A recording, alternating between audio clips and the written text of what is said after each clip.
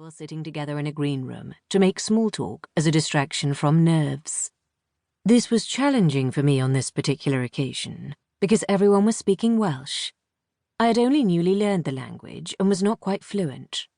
More to the point, my American tongue still did not always take kindly to Welsh pronunciations. Subsequently, my only real memory of that occasion was the clangor I dropped. The weather always being a good topic for small talk, I thought to remark on how much I was enjoying the crisp, frosty days we were having. In the unanticipated hilarity that followed, I discovered the Welsh word for frost is pronounced remarkably similarly to the Welsh word for sex. When Mallory and I met again, it was at a small conference for social workers and other youth support workers, once again in Cardiff. I recognized her flowing black hair and glamorous clothes immediately. We laughed at the memory of my embarrassing blooper, and I was forced to admit that my Welsh was even worse these days than it had been then, as I'd moved to a new area where the dialect was much different. While I still read the language reasonably well, I'd pretty much stopped speaking it. "That's my area," Mallory said, as I was explaining this. "That's where I live." And then, "Oh, if you're so close, please, you must come out to Glanmorfa. I have so many children I'd love you to see."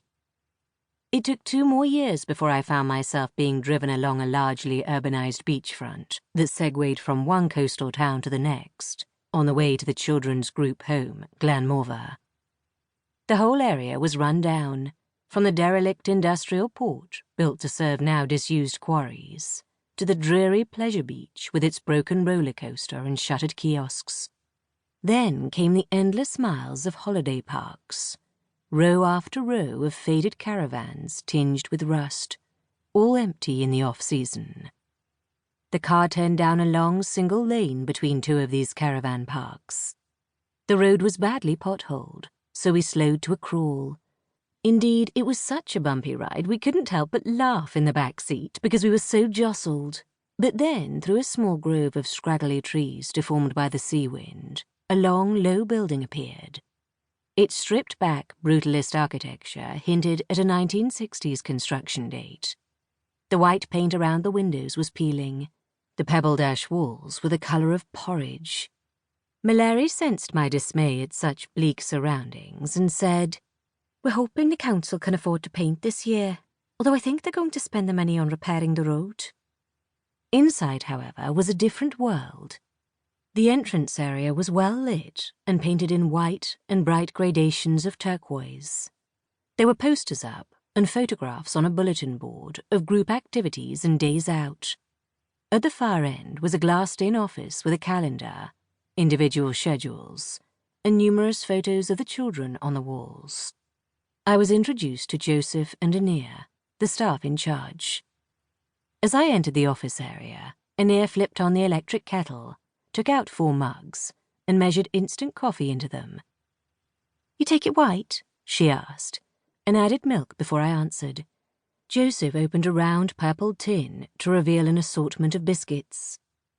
"You're in luck," he said cheerfully. "There are still some penguin bars left." He handed one to me. We spent a very pleasant 15 minutes getting acquainted. Anir was 28. She'd been working at the group home for 4 years, liked the shift work because it fitted in well with her young daughter's schedule at school, and was looking forward to her holiday in Mallorca in the summer.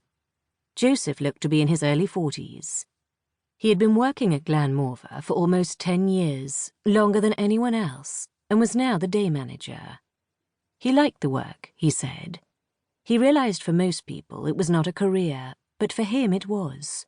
He enjoyed being on the front line, as he put it, where he could help the children coming to Glanmorfa grow and change while they were there.